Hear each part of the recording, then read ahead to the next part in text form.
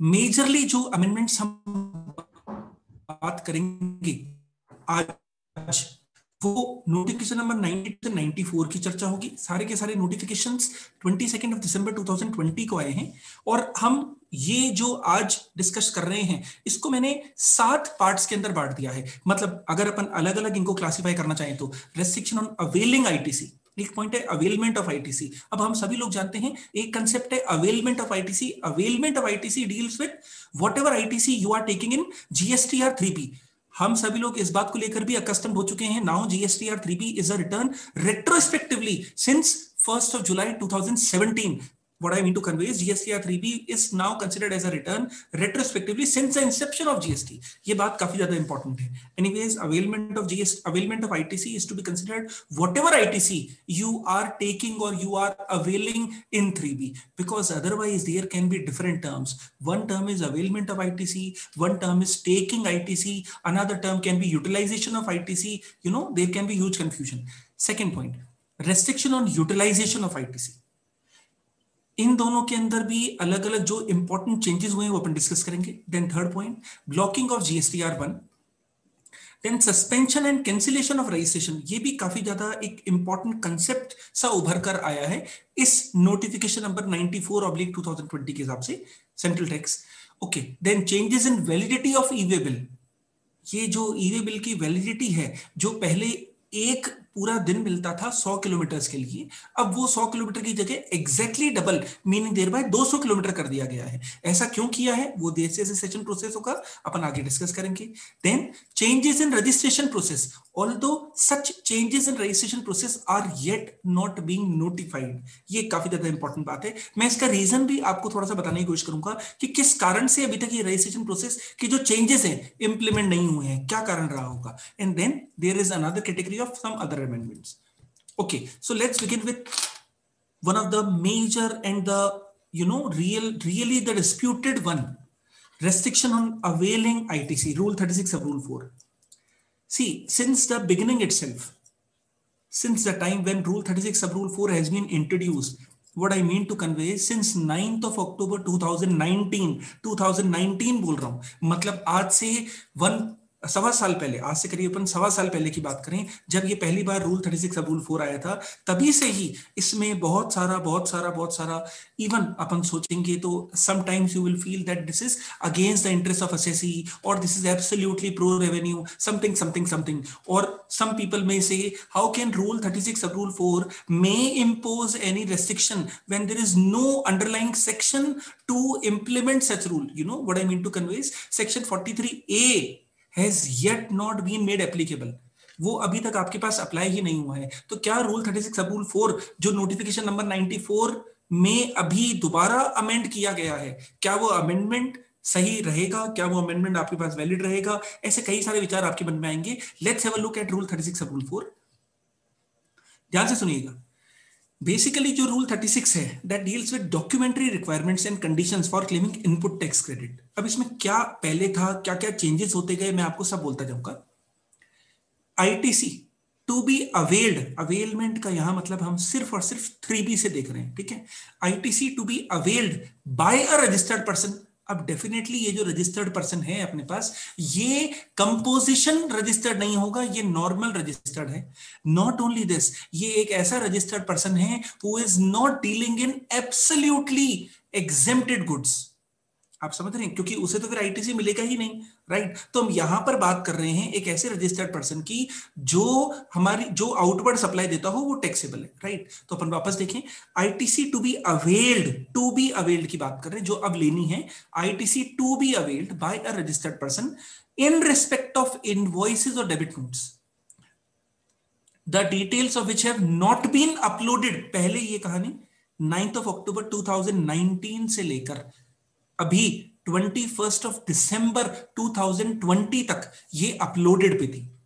हम कई बार ऐसे केसेस देखते हैं जब हमारा जो सप्लायर है वो जीएसटीआर 1 भर तो देता है लेकिन वो सबमिट नहीं करता है। आप समझ रहे हैं, उसने भर तो दिया जीएसटीआर 1 लेकिन उसने सबमिट नहीं किया, तो वो तो बेसिकली रूल 36 सब रूल 4 को हम अपने एंगल से तोड़ मोड़ रहे थे, राइट। तो अब लॉ ने बहुत क्लियर पोजीशन कर दी है कि अपलोडेड की जगह फर्निश्ड वर्ड आ जाए। मतलब जब तक आपका सप्लायर GSTR1 फर्निश नहीं करेगा तब तक आपको उसका क्रेडिट नहीं मिलने वाला। इनडायरेक्टली कुछ ऐसा निकल कर आएगा, देखते हैं। मैं वापस यहां तक लाइन पढ़ता हूं। ITC to be availed by a registered person in respect of invoices or debit notes, the details of which have not been furnished by the suppliers under section 37(1) in form GSTR1 shall not exceed 20% को मैंने काट दिया, फिर 10% को मैंने काट दिया, और अब 5%। मतलब जब 9 अक्टूबर 2019 को पहली बार ये नोटिफिकेशन आया था रूल 36 सब रूल 4 को इंप्लीमेंट करने के लिए, CGST थर्ड अमेंडमेंट रूल्स 2019 के लिए जब आप आए थे, राइट, तो उस केस के अंदर वहां पर ओरिजिनली ये 20% से स्टार्ट हुआ था। So basically from 9th of October 2019 till 31st December 2019 the limit was 20%. With effect from 1st of Jan 2020 बोल रहा हूं, to 31st December 2020 ये लिमिट 10% है। And from now onwards, from 1st of Jan 2021, the limit has been reduced to 5% only.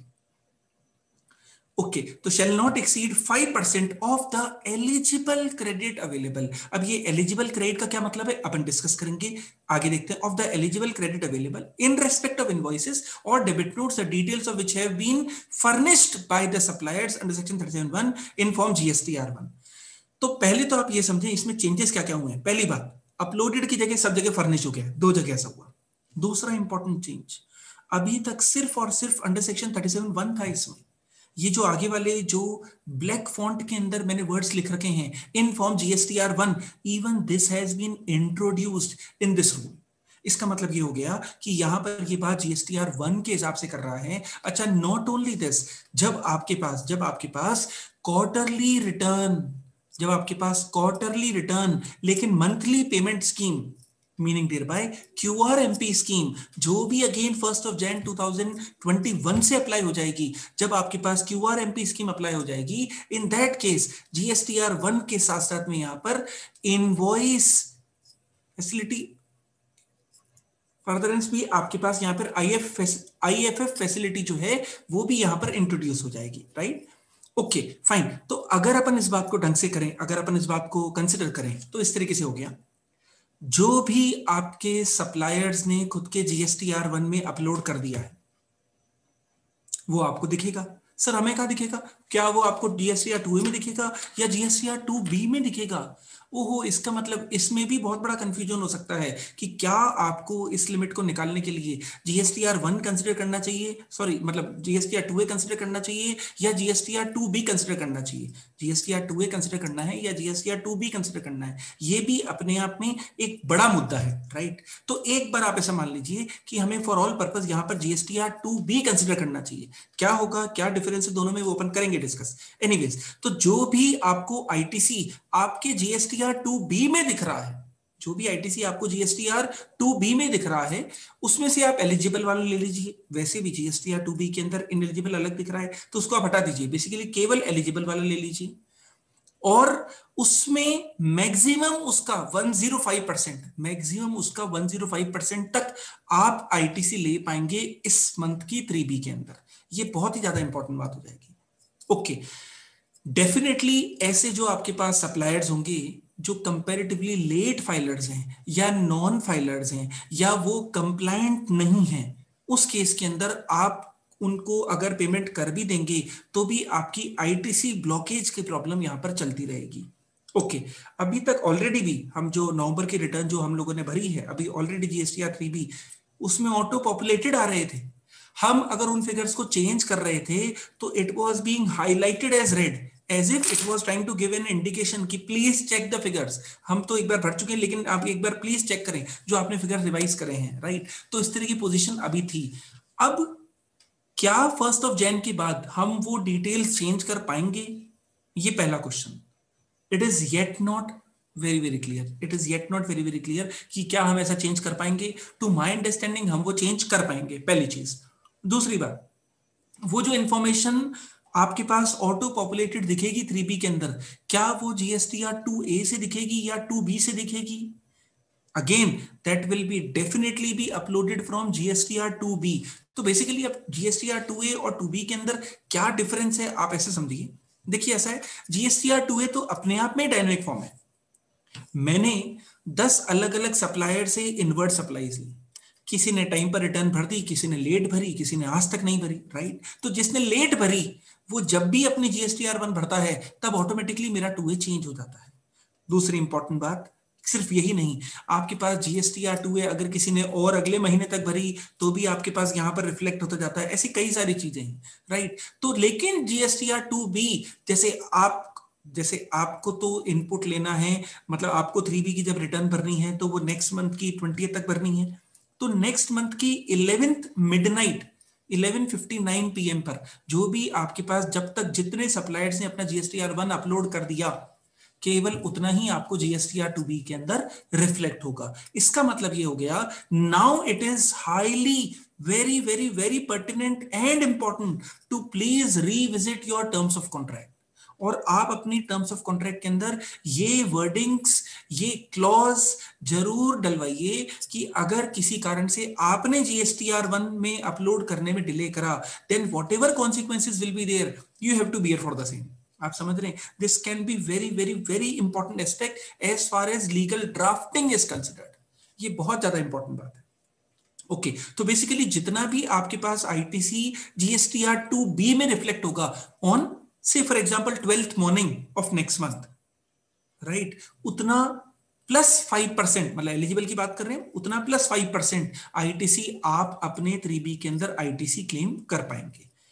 Now जब ये 20% था, उसके बाद 10% हुआ, अब 5% हुआ, ऑलरेडी भी there were huge cash outflows involve, कि हमने परचेज तो कर लिया है, हमने इनवर्ट सप्लाईज तो ले ली है, लेकिन हमारा जो सप्लायर है वो टाइमली रिटर्न्स नहीं भर रहा है।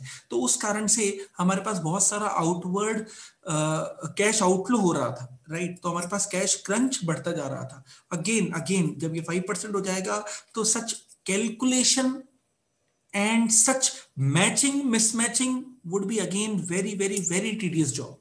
तो अगर हमारे में से कई सारे चार्टर्ड अकाउंटेंट्स ऐसे हों जो, अगर आप साल भर का एक पैकेज सिस्टम के तौर पर अगर GSTR की कंसल्टेंसी चार्ज करते हैं, तो now again it is the time to revisit that fees as well.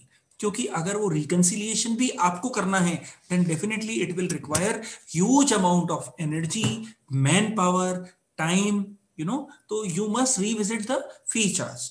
अच्छा, नॉट ओनली दिस, अब जो इंपॉर्टेंट बात है वो ये कि GSTR 1 जो है वो फर्निश हो ही जाना चाहिए। समझ रहे हैं आप, GSTR 1 जो है वो फर्निश हो जाना चाहिए, मतलब बेसिकली वो आदमी फाइल कर दे आपका सप्लायर। दूसरी बात, 2A करना है या 2B यूज करना है, तो I think I have clearly explained that you should adhere to GSTR 2B।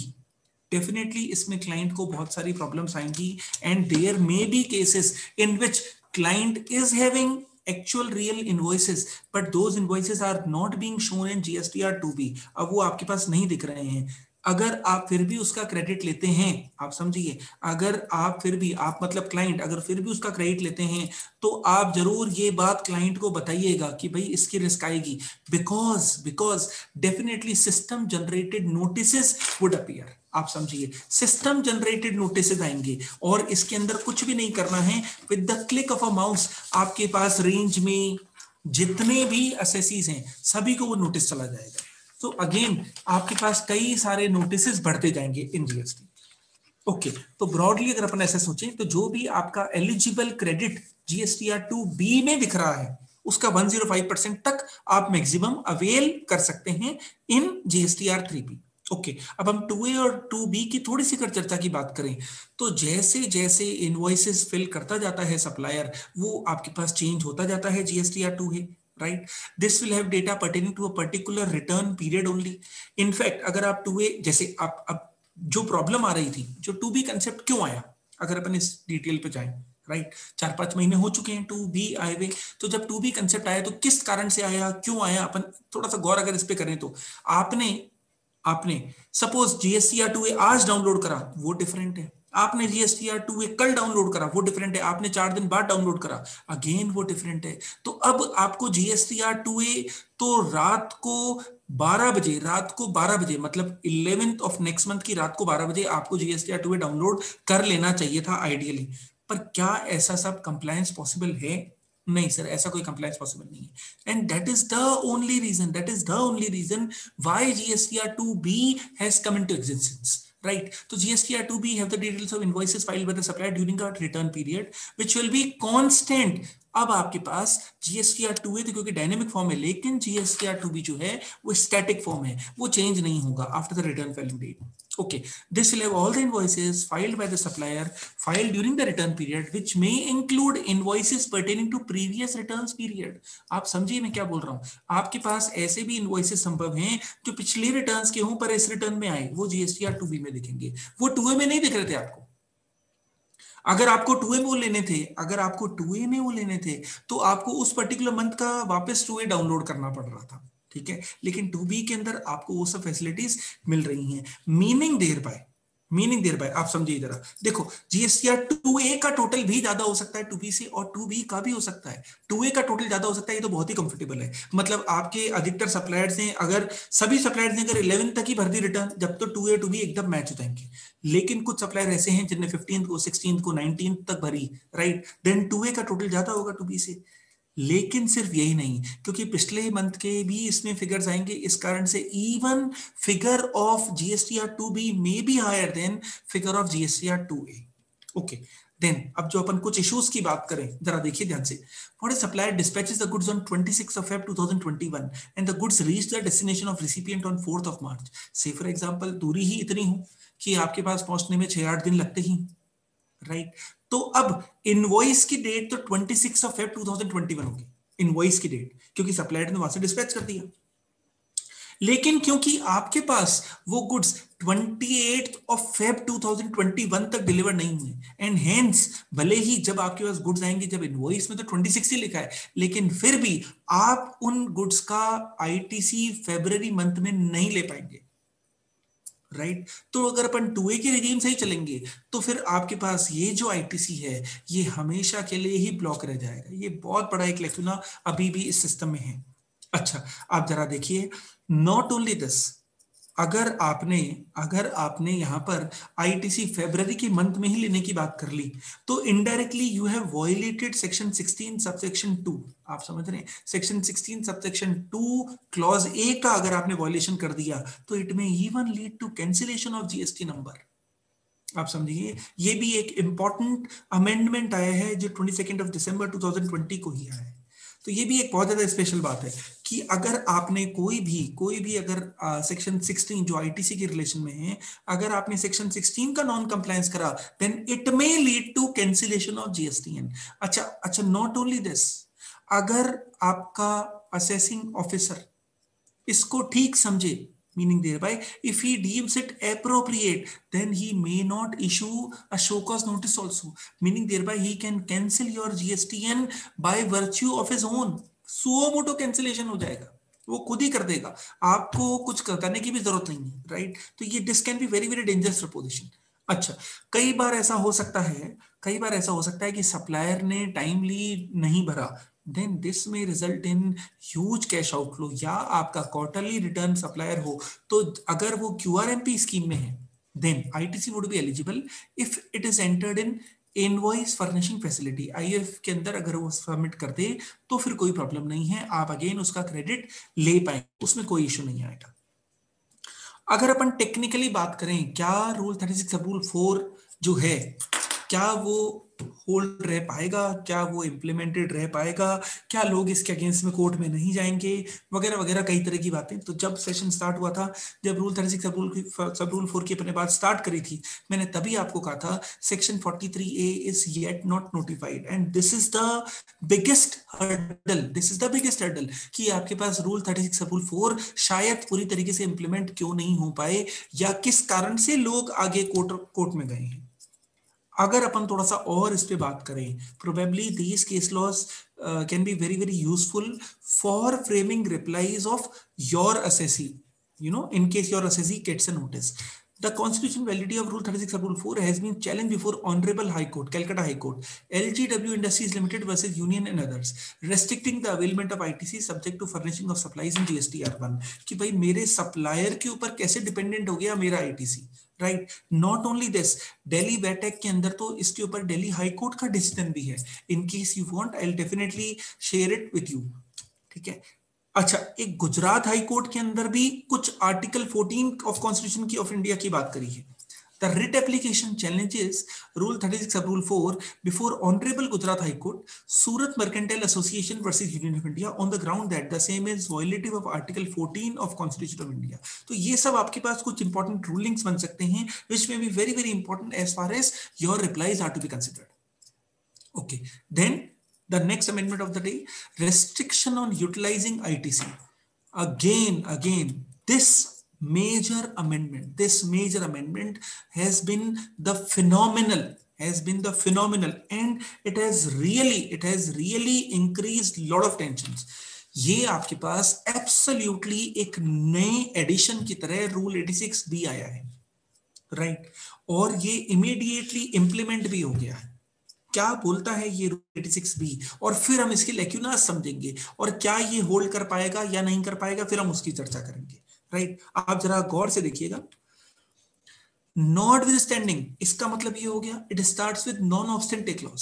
सुनिएगा, notwithstanding anything contained in these rules, ये केवल और केवल इस रूल्स के लिए ही नॉन ऑब्स्टेंटे क्लॉज है. Meaning thereby this rule 86B is not overriding CGST Act. This rule 86B is not overriding CGST Act 2017, right? ये मेरी बात ध्यान रखिएगा, क्योंकि ये बहुत बड़ा एक पॉइंट बनेगा. एंड बिलीव मी आपके पास इस तरीके के नोटिसेस एकदम इतने ढेर आ जाएंगे. Okay, notwithstanding anything contained in these rules, the registered person shall not use amount available in electronic credit ledger to discharge his liability towards output tax in excess of 99% of such tax liability in cases where the value of taxable supply other than exempt supply and zero rated supply in a month exceeds 50 lakh rupees. अगर अपन basic बात करें, सुनिए जरा, पहली important बात सुनिएगा, पहली important बात, कोई ऐसा हो आपके पास सप्लायर, कोई ऐसा को आपका क्लाइंट हो जो मंथली रिटर्न भरता हो. पहली बात तो वो. दूसरी इंपॉर्टेंट बात, उस पर्टिकुलर मंथ के अंदर, आई रिपीट, उस पर्टिकुलर मंथ के अंदर उसके पास जो आउटवर्ड सप्लाई हैं, वेट जो उसके पास टैक्सेबल आउटवर्ड सप्लाई हैं, मैंने क्या कहा, जो उसके पास टैक्सेबल आउटवर्ड सप्लाई हैं, एग्जेम्प्ट सप्लाईज और जीरो रेटेड सप्लाई को हटाकर जीरो रेटेड सप्लाई का यहां मतलब exports as well as supplies to SEZ दोनों कवर हो गई, मतलब वो हटाकर. इसका मतलब ये हो गया, कोई ऐसा सप्लायर हो जो मंथली रिजीम में हो, पहली चीज. दूसरी बात, इस पर्टिकुलर मंथ के अंदर उसकी टैक्सेबल सप्लाई, टैक्स लायबिलिटी नहीं बोल रहा हूं मैं, टैक्सेबल सप्लाई बोल रहा हूं, अगर 50 लाख को एक्सीड करता है तो फिर कम से कम उसकी आउटपुट टैक्स लायबिलिटी का 1% तो उसको कैश में जमा कराना ही पड़ेगा. उसकी आउटपुट टैक्स लायबिलिटी का 1% तो उसको कैश में जमा कराना ही पड़ेगा. अगर मैं इस पर थोड़ा सा आपको और आगे विचार की बात करूं, से फॉर एग्जांपल कोई ऐसा सप्लायर है, सुनिएगा, कोई ऐसा सप्लायर है जिसका outward supply, taxable outward supply 60 lakh rupees है, 60 लाख रुपए, 60 लाख रुपीस, 50 लाख से ऊपर कोई भी अमाउंट, 60 लाख रुपीस, राइट? और वो 12% की टैक्स स्लैब में काम करता है. इसका मतलब उसकी output tax liability 60 lakh multiplied by 12%, 7.2 lakh हो गई. 7,20,000 रुपए उसकी आउटपुट टैक्स लायबिलिटी होगी. तो भले ही उसके पास आईटीसी 11 लाख का पड़ा होगा, कितने भी अमाउंट का आईटीसी पड़ा होगा, लेकिन 7,20,000, सुनिएगा, 7,20,000 का 1%, 7,20,000 का 1% मतलब 7,200 रुपए, मतलब सिर्फ 7,200 रुपए तो उसको कैश में ही जमा कराने पड़ेंगे, और बाकी वो आईटीसी से एडजस्ट कर सकता है. ये सुनने में, समझने में ऐसा लगे 7,20,000 की लायबिलिटी थी, सिर्फ 7,200 मांग रहे हैं, 1% ही तो मांग रहे हैं. लेकिन सर, अगर आपके पास केस इन्वर्टेड ड्यूटी स्ट्रक्चर्स का हो, आप समझ रहे हैं? अगर आपके पास एसएससी ऐसे हों जो इन्वर्टेड ड्यूटी स्ट्रक्चर में डील करते हों, तो उनके पास तो ऑलरेडी कभी भी आउटपुट टैक्स लायबिलिटी बनती ही नहीं है। अब उनके ऊपर ये एडिशनल 1% उनको कैश लेजर से पे ऑफ करना पड़ेगा। आप समझ रहे हैं? This can be really very very very harsh provision for all of those assessees who are having huge amount of ITC. It can be on account of heavy capital purchases. आप समझ रहे हैं? उनने कोई कैपिटल नेचर के खर्चे करे होंगे, तो इनिशियल डेज ऑफ इंडस्ट्री के अंदर आपके पास कैपिटल एक्सपेंडिचर बहुत होने की वजह से आईटीसी बहुत अमाउंट होता है, राइट? सिर्फ यही नहीं, अगर आपके पास फॉरवर्ड चार्ज मैकेनिज्म में अगर आपके पास जीटीए सप्लायर्स हो, तो वो जो ट्रक खरीदते हैं, जो एक साथ उनने 10 ट्रक खरीद लिए विद अ क्लियर इंटेंशन कि अब हमें अगले 7 8 10 महीने तो कोई आउटपुट टैक्स लायबिलिटी पे ऑफ नहीं करनी, उनको भी ये 1% पे ऑफ करना पड़ेगा। आप समझिएगा इस बात को, ये बहुत ज्यादा इंपॉर्टेंट बात है। जैसे ही सर ये नोटिफिकेशन आया, जैसे ही ये नोटिफिकेशन नंबर 94 आया और जैसे ही रूल 86B की बात हुई, वैसे ही मेरे पास कई सारे फोन आए, यार अंकित सर ये बताओ कि ये 99% की बात तो कर दी इनने, वो तो बात ठीक है, अब कोई महीना ऐसा हो जिसके अंदर हमारे पास ये जो आउटवर्ड सप्लाई है, टैक्सेबल सप्लाई की हम बात कर रहे हैं, वो 40 लाख ही हुई तो 50 लाख से कम हो गई, तो ओवरऑल तो मंथली में है उसकी अधिकतर जो मंथ से 50 लाख से ऊपर है, लेकिन इस महीने 40 लाख